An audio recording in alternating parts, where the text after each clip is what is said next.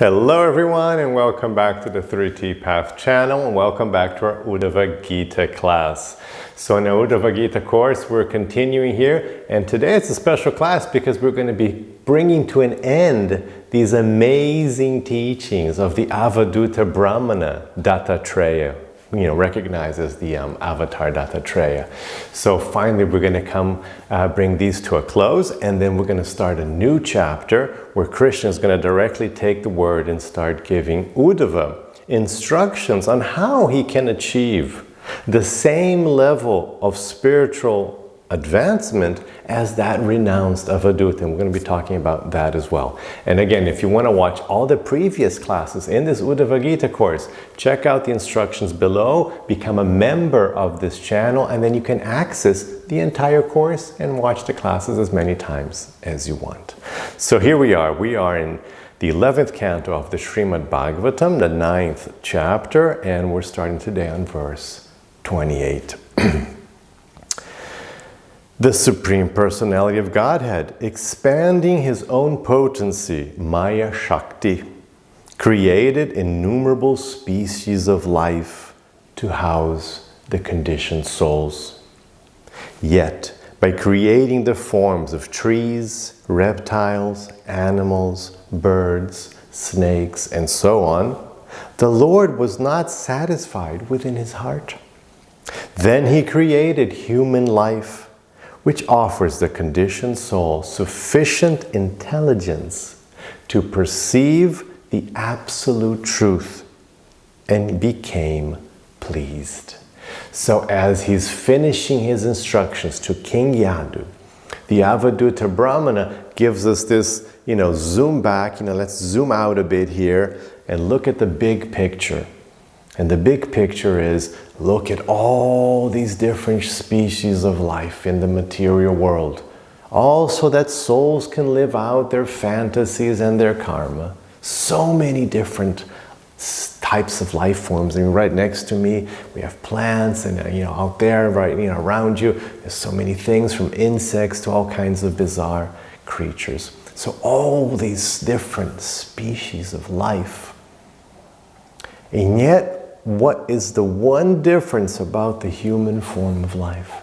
Is that in the human form of life, this is the chance for the soul to ask, to inquire, to look around, to become enlightened, to get out of here. This is our one chance. Otherwise, the soul is kicking around in these different species, doing its thing, living its fantasy, having these weird experiences. But this is the one chance as a human life. Human life is a little weird. It's a little different from animal life, right? You've noticed that. And that's caused you confusion. Because animals, they just do their thing, right? You have an animal, that's why people like having dogs. I have a dog, wonderful dogs. It's like they just do their thing. That's what they do. They do their thing. And tigers do their thing, and snakes do their thing, and plants do their thing. They're all just doing their thing, and that's it. They just go there and they do their thing, isn't it? And you're like, okay, they know what they're doing. They. But as a human, I'm like, whoa, what do I do? Where do I go? Left or right, up or down? What am I supposed to do? But this is exactly what's important and special about the human life. That you're like a little like, oh wait, but what am I supposed to do here? Because you're supposed to ask, you're supposed to inquire, you're supposed to wonder, and then seek out answers. So that's what he's saying, so God created all these species, but then with the human form of life, this is the life form that gives you this chance to become enlightened. Purport. God has specifically created the human form of life to facilitate the liberation of the conditioned soul. Therefore, one who abuses human life prepares his path to hell. As stated in the Vedas, Purushatve Chavishtaram Atma, in the human form of life, there is good possibility of understanding the eternal soul. The Vedas also state, Tabyogam annayata abruvan navai noyam alamiti. Tabyoswam anayata abruvam navayoyam alamiti. Tabya purusham anayata abruvam sukritam bata. The purport of this Shruti mantra is that the lower forms of life, such as the cow and horse, are not actually suitable to fulfill the purpose of creation. But human life awards the opportunity to understand one's eternal relationship with God. Thus, one must control the material senses and fulfill the real purpose of human life. If one takes to Krishna consciousness, the Supreme Lord personally feels happiness and gradually reveals himself to his devotee. The Lord's material creation consists of the living entities and dead matter, which the less intelligent try to enjoy. The Lord, however, is not satisfied by those species that blindly strive for sense gratification without understanding spiritual nature. We are suffering due to our forgetfulness of Krishna and the blissful situation of his abode. If we accept the Lord as protector and shelter and execute his order, we can easily revive our eternal, blissful nature as parts and parcels of the personality of Godhead.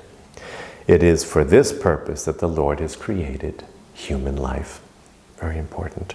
So as he's bringing his conclusion to the end, he's telling his student, the King Yadu, he's saying, look, all these species, but now you're a human, so don't just be like a two-legged animal, take this opportunity to achieve liberation.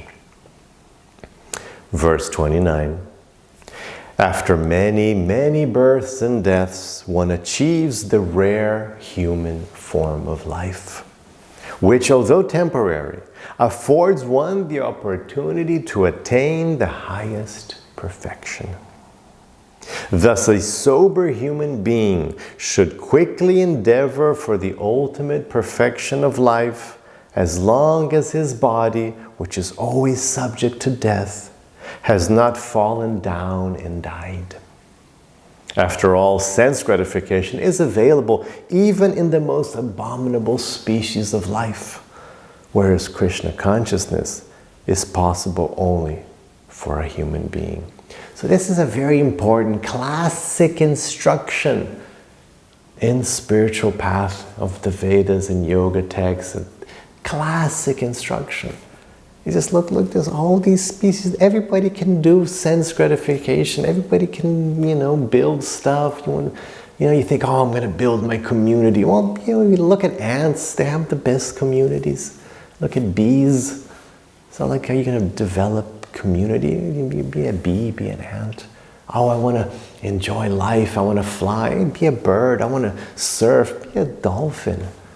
There's all these things you can do everywhere. But this is it. The human form of life is where you can do this, and what you're doing now. You're very fortunate that you're on the same, you're connected to the real purpose of human life. If you're watching this, you are a very rare category of a human being who's using his life and who's extra fortunate because he's come in contact with these amazingly clear instructions directly from God.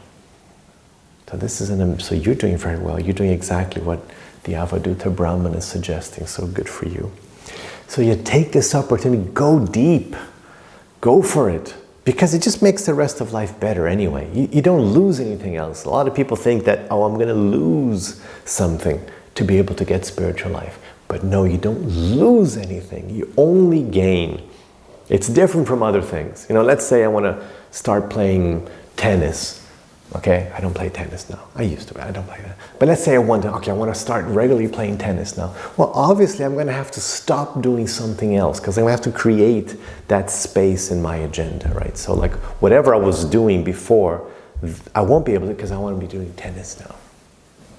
Oh, I want to learn Spanish. Okay, well, to learn Spanish, I'm going to have to not do something else I was doing because I'm already doing something all day long. With spiritual life, it's different.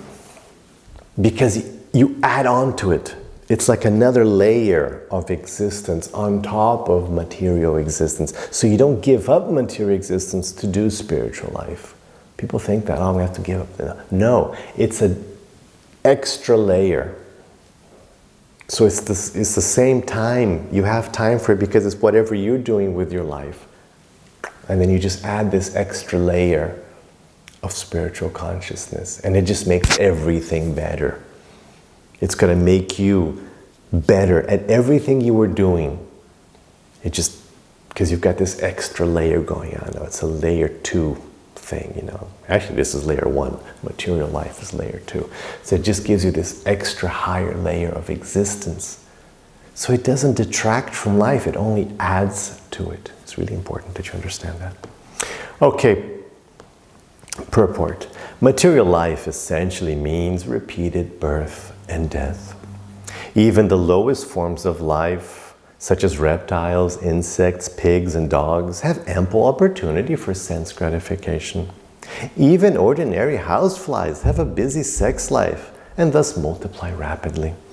Human life, however, enables one to understand the absolute truth and is therefore full of grave responsibility.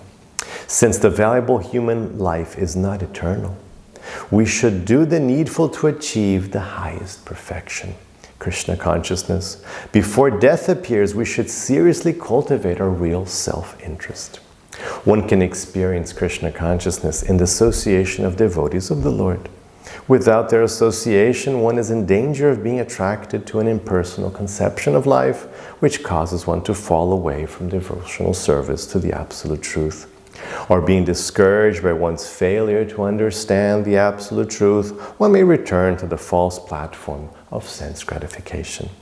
In conclusion, human life is meant for cultivating Krishna consciousness under the guidance of the experienced, self-realized devotees of the Lord. And of course today, the association you can get like this, through YouTube, through courses, through online work, through WhatsApp. This is how you get the help, you get direct contact with advanced practitioners. You get together in online courses like I offer, and that's how my students advance more and more, and you can too. Okay, verse 30. Having learned from my spiritual masters, I remain situated in realization of the Supreme Personality of Godhead, and fully renounced and enlightened by realized spiritual knowledge. I wander the earth without attachments or false ego. So, the sage is like saying, look, and this is it, you know, I've learned from all these different gurus I've taught you about, right? We had all these crazy gurus, right? Wasps and snakes and earth and water and sun and moon, right? And fire. We had all these crazy, so he's learned from all, you know, the prostitute, remember the girl with the bracelets, so all the arrow maker, all these amazing gurus. And then he's like, I've learned from them and I just wander through the world, renounced. Okay, verse 31. Although the absolute truth is one without a second, the sages have described him in many ways.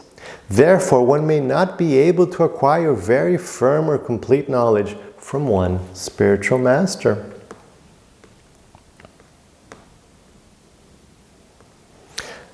So then he says, that's why I've got all these different spiritual masters, because I can learn from all of them, because there's so much information.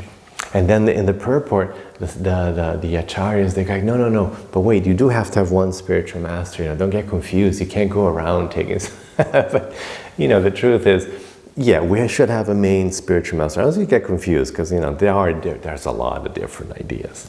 There are a lot of different paths, you know, like over the thousands of years, people develop different concepts, different focuses. So then, you know, if you don't have like one path, it's confusing. Right, I mean, just like you're probably coming from, like, I would imagine, a Christian background, like most people in the West, or a Jewish background. So, like, that's a whole spiritual line. So, what are you gonna do? Are you gonna do that? Are you gonna follow that teaching? Are you gonna follow Krishna and yoga and these teachings? So that's already like you have to choose, and then so you start choosing, like, so, and then are you gonna be a Vaishnava? But you're gonna be like a, you know, follow some Advaita path, you know, like a Shankara path, or the personal devotional bhakti path, or, you know, so there's like these different ideas and different lines. So you have to definitely find, like, okay, this looks good, I'm going to go with this first. But yeah, we should keep our minds open. It's all right. Don't be afraid. Just, inquire. As long as you don't get confused, it's okay to be open as well and hear other things. And you'll see, like, I listen to everyone. It's like, oh, this is much better. I've concluded that this is better, not because I'm not looking anywhere else, but because I have looked everywhere else. And I know that this is the best thing. So what I'm doing and what I'm teaching is not the result of me being like hard-headed and sectarian, but it's the result of me having openly looked at everything. And I've studied every, from Christianity, Judaism, Islam, and in the whole Vedic thing, the different paths, and yoga and hatha yoga and renunciation and Dvaita, and okay, and this is the best thing. So this is at least it's my conclusion, that's what I'm teaching. So this is the best path. So you should do the same. You can follow something as you go deeper. You can also look around and make sure that, you're on the best path. Okay, now verse 32, the Supreme Personality of Godhead said. So now Krishna takes the word. Now the story is over. Having thus spoken to King Yadu, the wise brahmana accepted obeisances and worship from the king and felt pleased within himself. Then, bidding farewell, he left exactly as he had come. So that was it. And what we just witnessed here in the last dozens of classes, right? Because it took dozens of classes for this encounter to be explained, is a classic example of a disciple and guru meeting in the Vedas. This is exactly how every single disciple and guru meeting is explained in the Srimad Bhagavatam. Where this, the King Yadu was riding along, and then he saw this brahmana, and he's like, hey, excuse me, sir, you look like, you could tell he wasn't like, even though he was acting like a madman, because he's an avadhuta, so he wasn't like properly nicely dressed, like with disciples and garb. No, he was just like looking like a crazy person, but he could tell that he wasn't a crazy person. He said, excuse me, sir, so then he gets instruction, right, from him. But so then he asks, and the brahmana spent some time, explained to him, look, this is how we learn, different gurus, blah, blah, blah. Human form of life is really special. So long. And then he goes off. That's it. And King Yadu, okay, now King Yadu can be enlightened because he just, he met the guru, he got the instruction, like, what else do you want?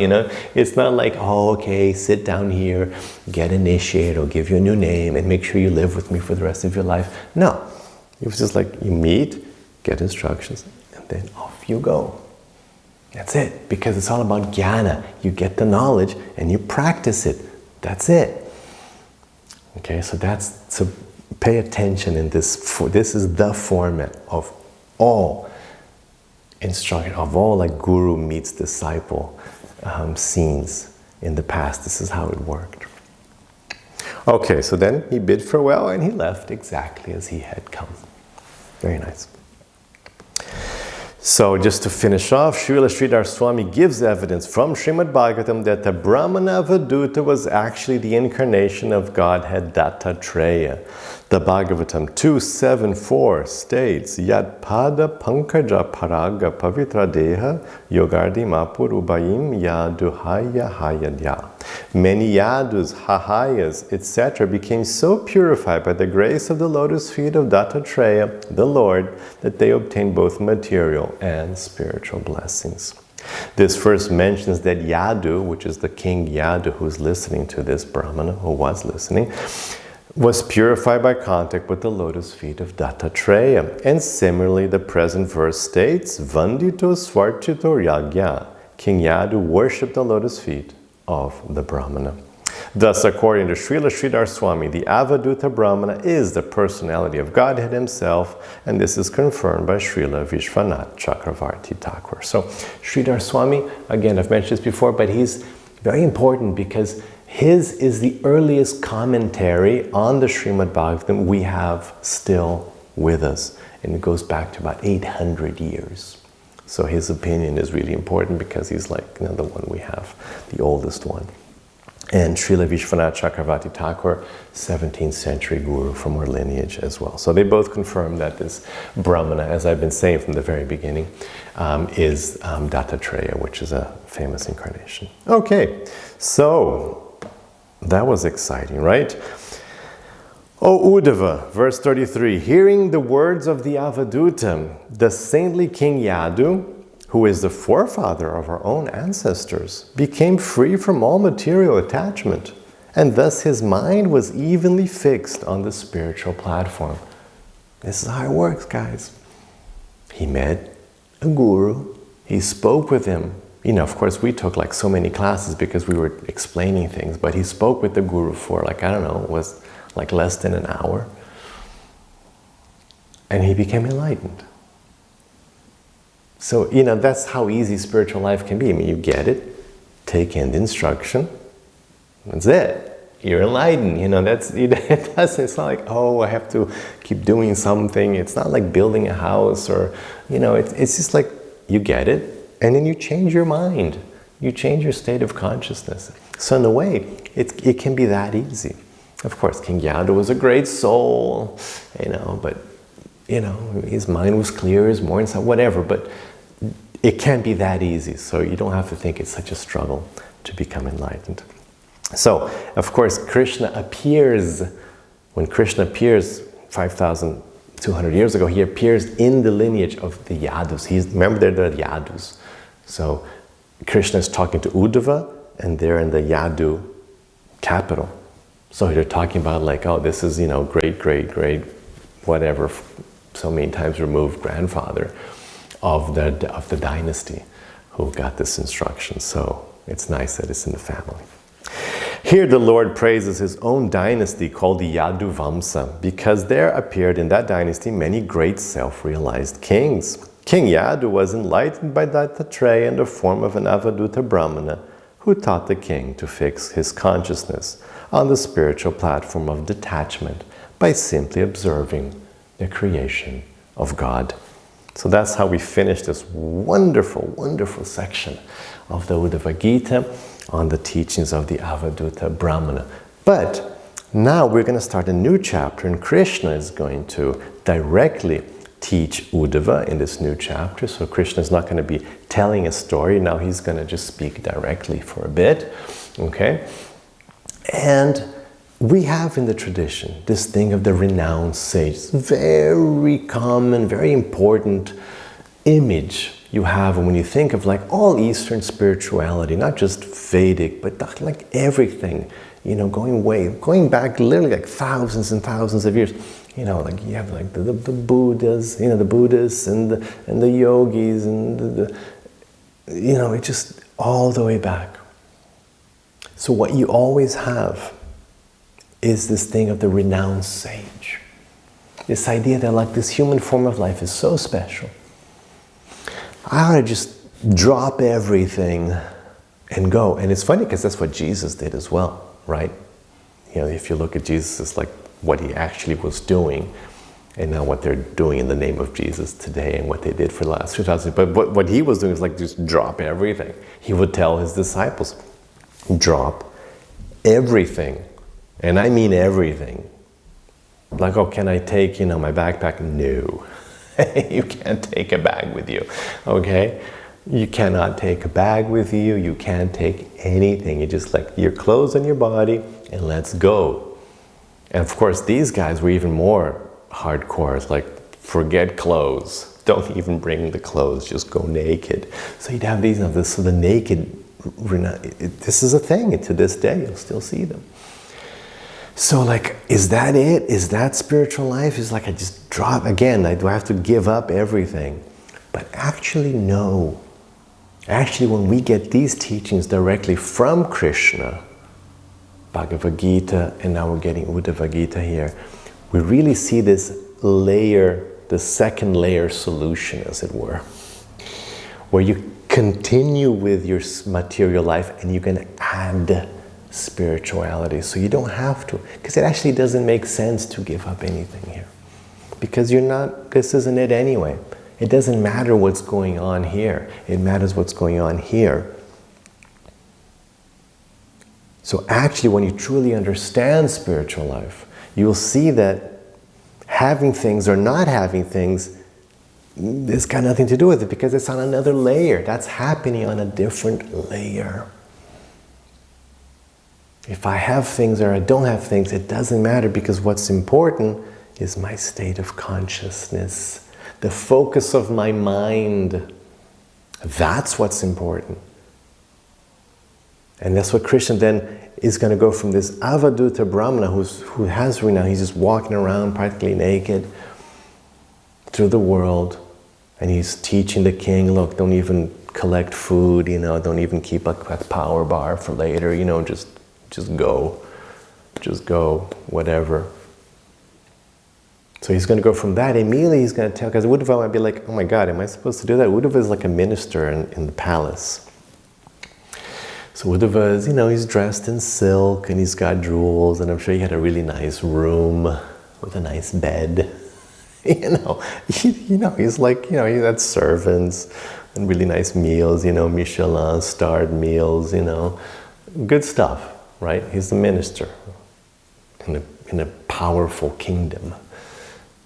So Uddhava would be like, oh man, so what was that? Like, do I have to drop everything and walk out naked here from the palace? And and certainly, we're like, yeah, we don't want to do that. I mean, we can't even do that anymore, right? Thank God that Krishna gives us instructions, because you can't even do this stuff anymore.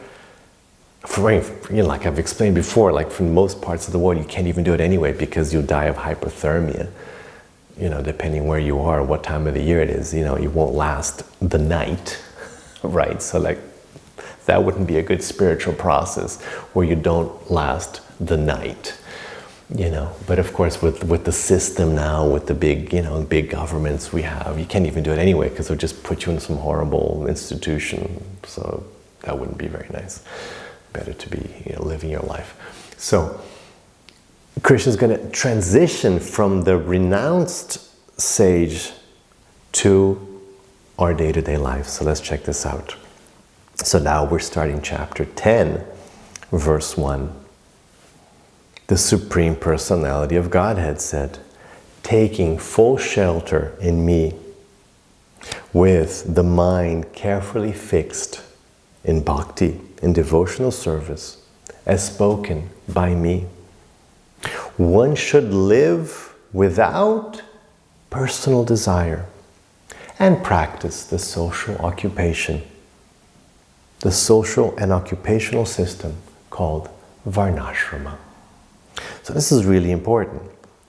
So now Krishna is saying, look, you're talking about a social and occupational system called varnashrama. The varnashrama system is for society, not for people who have abandoned society, like these great sages were doing. They were, and they still do, and they've been doing it for thousands of years. So there's a class of people, usually just men. Usually the tradition always talks just about men, especially men, But they would leave, they would drop everything and go off, without just, depending, different lines, mortifications of the body, like the really hard things, like keeping your arm raised, like stuff like, like the hatha, the ancient, like prehistoric hatha yogis, like suffering and making some sort of mortification of the body, the famous fakirs. So something like just go off and forget everything and, don't even treat your body very well and go for that. But here Krishna says, nope. In society. Stay in society. But doing what? What's the second layer? Taking full shelter in me with the mind carefully fixed in bhakti, as spoken by me. You see the difference? That's the second layer. Whatever you're doing, okay, but just do it nicely. So varnashrama system doesn't mean like do whatever. There's a code. There's something there in that lower layer of material life. You can't just do anything. You don't have to walk off naked into the setting sun.